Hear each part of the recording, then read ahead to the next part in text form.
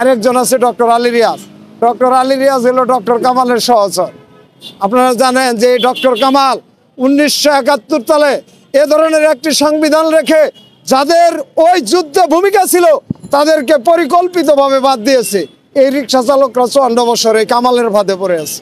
এর মাঝখানে আছে সুলতানা কামাল, আপনারা চিনেন, যিনি হলো মানবাধিকারের চেয়ারম্যান। এই বাংলাদেশে এ ধরনের একটা মানবাধিকার প্রতিষ্ঠা করে এই 60 থেকে 70 বছর বয়স্ক রিক্সা চালকদের বুকের উপর দাঁড় করিয়েছে মানবাধিকার, যার জন্য এই স্বাধীন দেশে তারা কোনো সুবিধাই পায় নাই। এরপরে আরেকজনের নাম হইল আলী ইমাম মজুমদার, আপনারা ওনাকেও চিনেন যে উনি আলী ইমাম মজুমদার। এর মধ্যে আরেকজন হইল ডক্টর সালেউদ্দিন আহমেদ, উনি অর্থনীতিতে এই যে বর্তমানে আছেন ডক্টর সালেউদ্দিন। আমি আরেকজনের নাম বলবো এম আতিয়ার রহমান, সাবেক গভর্নর। এই লোকগুলো মিলে পরিকল্পিতভাবে 54 বছর একটি স্বাধীন দেশের মাঝখান থেকে এই 3 চাকার চালকদেরকে বাদ দেওয়ার সম্পূর্ণ পায় তারা 54 বছর করেছে। কিন্তু আমাদের দুঃখের বিষয়, এই 24-এর স্বাধীনতা নিজের জীবন বাদ দিয়ে 3-4 তারিখ এই ছাত্রদের কাছ থেকে ভাড়া না নিয়ে মনে আশা ছিল যে তারা সংস্কার করলে এই রিক্সা চালকদের জন্য কিছু তারা বলবে। কিন্তু দুঃখের বিষয়, আজকে রিক্সা চালকদেরকে বাদ দিয়ে সংস্কার করা হচ্ছে। দেশের সমস্ত বৈষম্য এনে এই রিক্সা চালকদের গাড়ে জমা করা হচ্ছে আর সংস্কারের তামাশা করা হচ্ছে। প্রিয় দেশবাসী, আমরা আপনাদের সামনে বারবার এই সংস্কারের মধ্যে রিক্সা চালকদের সংস্কার করার জন্য বারবার প্রত্যেকটি ভিডিও বার্তায় আপনাদের কাছে আমি অনুরোধ করি। আমি এবার আপনাদের কাছে অনুরোধ করতে চাই, আগামী তত্ত্বাবধায়ক সরকার 5 বছর থাকবে না 10 বছর থাকবে, কালকেই নির্বাচন দিবে না আগামীকালকেই হবে, এগুলো নিয়ে আমরা রিক্সা চালক আমাদের কোনো মাথা ব্যথা নাই।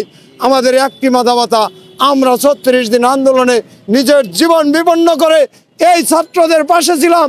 তারা যেন আমাদের সাথে বেইমানি না করে এই স্বাধীন দেশে বৈষম্য দূর করে সমান সুযোগ এবং সুবিধা ভোগ করার তৌফিক আমাদের করে দেয়, এটা আমরা মেধাবীর কাছে আবেদন করছি। আর নতুন দল হিসাবে এনসিপির কাছে আমাদের বলা হলো যে আমরা রিক্সা চালক, আমরা কেউ আপাতত বয়স্ক না, আমরা সবাই ভোটার, আমাদের স্ত্রীগণ ভোটার, আমাদের ছেলে মেয়ে ভোটার।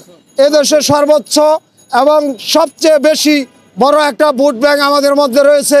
আপনারা আমাদের নিয়ে আলোচনা করেন, অন্যথায় এই দেশ দুর্ভিক্ষের কবলে পড়বে, তারপরে কিন্তু কোনো আলোচনা করে ওটা উত্তোলন করতে পারবেন না। এই বলে আমি আমার বক্তব্য শেষ করছি। আল্লাহ হাফেজ সবাইকে। আমাদের মেনলি ব্যাপার হলো কি যে নির্বাচন বিএনপি চাচ্ছে, ওরা একটা গণতান্ত্রিক দল, জামাতে ইসলামও চাইতে পারে বা এনসিপি যারা রাজনৈতিক দল করছে তারা সবাই চাইতে পারে। আমরা বলি ওরা রাজনীতি করে, আমাদের নিয়ে ওরা ভোট চাক, এটার লেগে কিন্তু আমাদের কিছু যায় আসে না। কিন্তু আমরা এখানে সবাই ভোটার, আমরা ভোট দেই, আমরা ভোট খাই না। আমরা আগামীতে ভোট দিব, 5 বছর পরে হোক, কালকে হোক, আজকে হোক, এটা না। কিন্তু বিএনপি গণতান্ত্রিক দল হিসাবে যদি ওনারা আলোচনা করে বলেন যে ভোটের রূপরেখা ওনাদের মতো হয়নি, এটা ওনারা বলতেই পারে, তার কারণ ওনারা তো রাজনীতি করে দেশের মানুষের জন্য। তো আমরা তো দেশের মানুষ, আমরা তাদের সাথে একমত। তবে আমরা এই দিক দিয়েও একমত, কোনটা, যে এবার এই সংস্কার দৃশ্যমান না দেখিয়ে কোনো ধরনের নির্বাচনী তালবাহানা এদেশে করতে দেওয়া হবে না। এটা হলো আমাদের কথা, এটাই বাস্তব এবং এটাই হবে এদেশের একমাত্র মন্ত্র যে আমরা স্বাধীন দেশে সমান সুবিধা এবং সুযোগ নিয়ে বাস করতে চাই। 5 বছর পরে একবার ভোট দিয়া 4.5 বছর বঞ্চিত থাকতে চাই না। আর বাকিটা